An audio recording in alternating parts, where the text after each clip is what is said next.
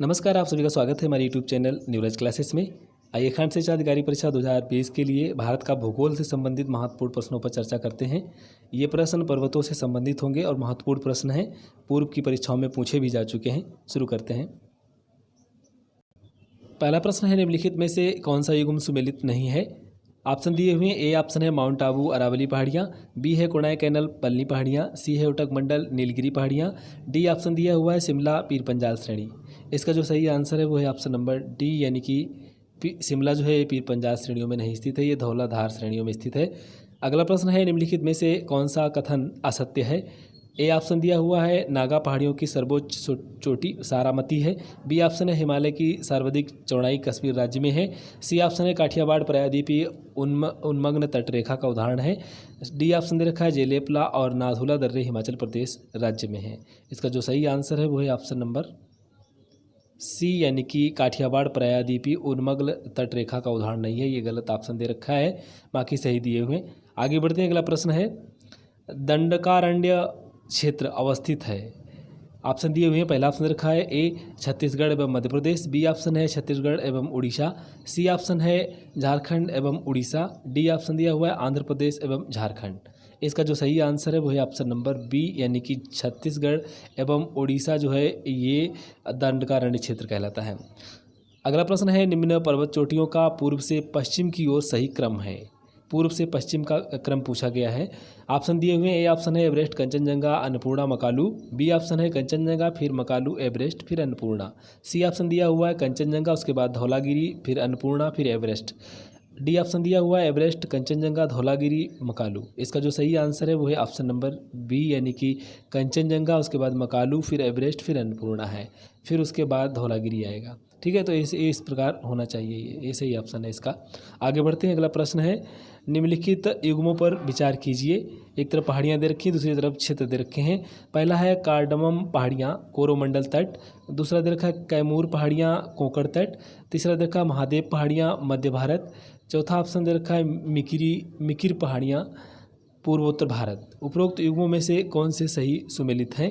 Option दिए हुए। ए option है 1 और 2, यानी कि कार्डमम पहाड़ियाँ कोरोमंडल तट पर हैं, दूसरा है कैमूर पहाड़ियाँ कोंकण तट पर हैं, दूसरा ऑप्शन दे रखा है बी, यानी कि 2 और 3, यानी कि कैमूर पहाड़ियाँ कोंकण तट और महादेव पहाड़ियाँ मध्य भारत, तीसरा ऑप्शन दे रखा है सी 3 और 4, यानी कि महादेव पहाड़ियाँ मध्य भारत ये सही है और मिकिर पहाड़ियाँ पूर्वोत्तर भारत ये सही है। अगला ऑप्शन दे रखा है डी, तो उसमें 2 और 4 हैं, तो 2 यानी कि कैमूर पहाड़ियाँ कोंकण तट और 4 यानी मिकिर पहाड़ियाँ पूर्वोत्तर भारत। इसका जो सही आंसर है वो है ऑप्शन नंबर सी, यानी कि 3 और 4 इसमें केवल सही दिए हुए हैं। महादेव पहाड़ियाँ जो हैं ये मध्य भारत में स्थित हैं, मिकिर पहाड़ियाँ जो हैं पूर्वोत्तर भारत में, बाकी ये गलत दे रखा है। कार्डमम पहाड़ियाँ जो हैं ये कोरोमंडल तट पर नहीं स्थित हैं और जो कैमूर पहाड़ियाँ हैं ये कोंकण तट पर नहीं है, ये दोनों गलत दे रखे हैं। आगे बढ़ते अगला प्रश्न है, हिमालयी पर्वतमाला का निर्माण निम्नलिखित में से किसके परिणाम स्वरूप हुआ? ऑप्शन दिए हुए हैं। ए ऑप्शन है महासागर प्लेटों के अभिसरण द्वारा, बी ऑप्शन दे रखा है महाद्वीपीय प्लेटों के अभिसरण द्वारा, सी ऑप्शन है महाद्वीपीय महासागर प्लेटों के अभिसरण द्वारा, डी ऑप्शन है द्वीपीय चाप के अभिसरण द्वारा। इसका जो सही आंसर है वो है ऑप्शन नंबर बी, यानी कि महाद्वीपीय प्लेटों के अभिसरण द्वारा हिमालय का निर्माण हुआ है। अगला प्रश्न है, निम्नलिखित में से कौन सा कथन असत्य है? ए ऑप्शन दे रखा है कश्मीर शिमला गढ़वाल ग्रीवा खंड के उदाहरण हैं, बी है धौलाधार लघु हिमालय की सर्वाधिक महत्वपूर्ण पर्वत श्रृंखला है, सी ऑप्शन दिया हुआ है शिमला धौलाधार श्रेणी पर स्थित है, डी ऑप्शन है हिमालय में ज्वालामुखी क्रिया के प्रमाण सिक्किम में देखने को मिले हैं। इसका जो सही आंसर है वो है ऑप्शन नंबर डी, यानी कि ये बात असत्य है, बाकी ये सभी सही दे रखे हैं। अगला प्रश्न है, गारो खासी जयंतिया पहाड़ियाँ निम्नलिखित में से किसका भाग हैं? ऑप्शन दिए हुए हैं। पहला ऑप्शन है ए हिमालय का, बी है दक्कन पठार का, सी है शिवालिक का, डी है उत्तर मैदान का। इसका जो सही आंसर है वो है ऑप्शन नंबर बी, यानी कि ये दक्कन पठार का भाग है।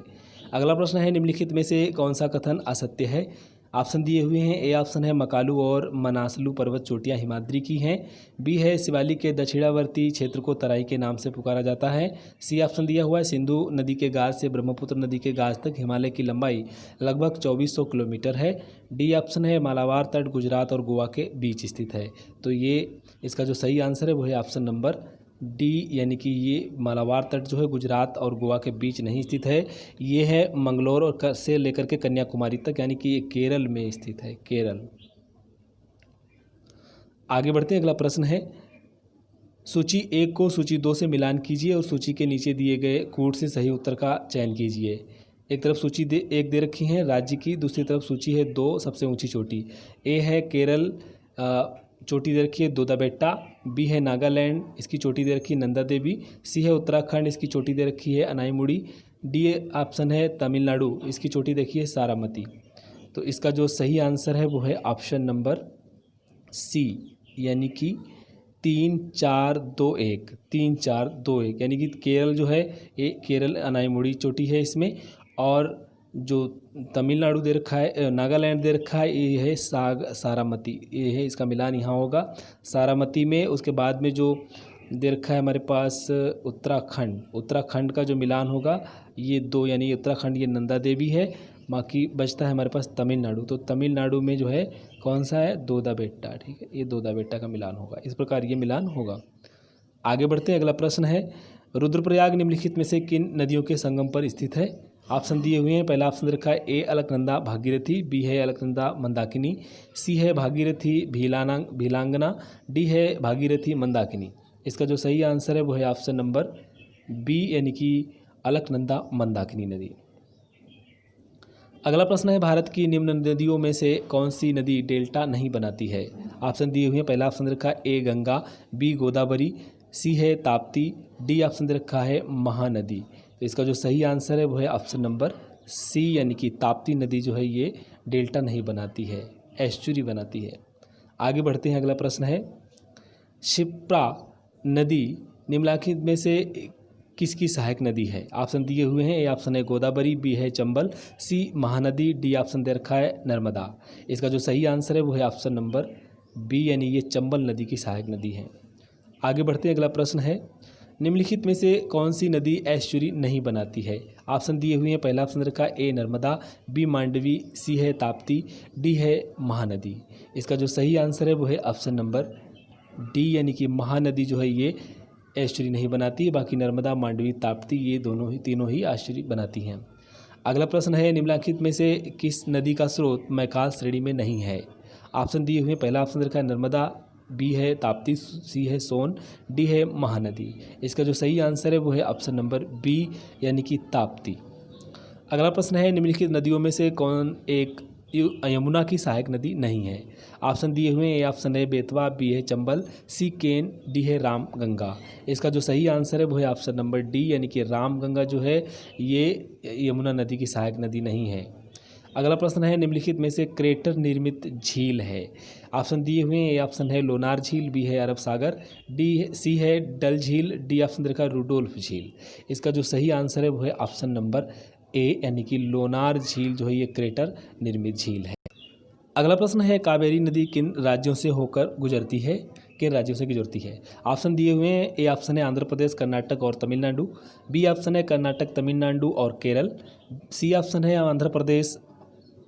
महाराष्ट्र, आंध्र प्रदेश और तमिलनाडु, डी ऑप्शन है महाराष्ट्र, कर्नाटक और तमिलनाडु। इसका जो सही आंसर है वो है ऑप्शन नंबर बी, यानी कर्नाटक, तमिलनाडु और केरल से गुजरती है। आगे बढ़ते अगला प्रश्न है निम्नलिखित में से कौन सी नदी अरावली पर्वतमाला से निकलती है। ऑप्शन दिए हुए, पहला ऑप्शन रखा है ए चंबल, बी है माही, सी है लूनी, डी ऑप्शन है घग्गर। तो इसका जो सही आंसर है वो है ऑप्शन नंबर सी, यानी कि लूनी नदी, लूनी नदी। अगला प्रश्न है हिमालय की निम्नलिखित में से किस नदी के द्वारा जलोढ़ शंकुओं का निर्माण नहीं होता है। ऑप्शन दिए हुए हैं, ए ऑप्शन है घाघरा, बी है कोसी, सी है तिस्ता, डी ऑप्शन रखा महानदी। इसका जो सही आंसर है वो है ऑप्शन नंबर ए, यानी कि घाघरा नदी। अगला प्रश्न है निम्नलिखित में से कौन सी नदी भ्रंश घाटी से होकर प्रवाहित होती है। ऑप्शन दिए हुए हैं, ए ऑप्शन है कृष्णा एवं यमुना, बी है ताप्ती एवं नर्मदा, सी ऑप्शन दे रखा है गोमती एवं सरयू, डी ऑप्शन है कावेरी एवं गोदावरी। इसका जो सही आंसर है वो है ऑप्शन नंबर बी, यानी कि ताप्ती एवं नर्मदा। अगला प्रश्न है निम्नलिखित में से किस नदी की घाटी विवर्तकी है। ऑप्शन दिए हुए, ए है ताप्ती, बी है सोन, सी है कावेरी, डी है चंबल। इसका जो सही आंसर है वो है ऑप्शन नंबर ए यानी कि ताप्ती। अगला प्रश्न है अमरकंटक पठार से कौन सी नदी नहीं निकलती है। ऑप्शन दिए हुए हैं, ए ऑप्शन है सोन नदी, बी है नर्मदा, सी है महानदी, डी ऑप्शन दे रखा है गोदावरी। तो इसका जो सही आंसर है वो है ऑप्शन नंबर डी यानी कि गोदावरी जो नदी है ये अमरकंटक पहाड़ से नहीं निकलती है।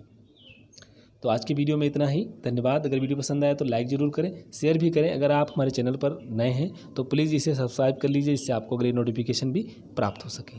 धन्यवाद।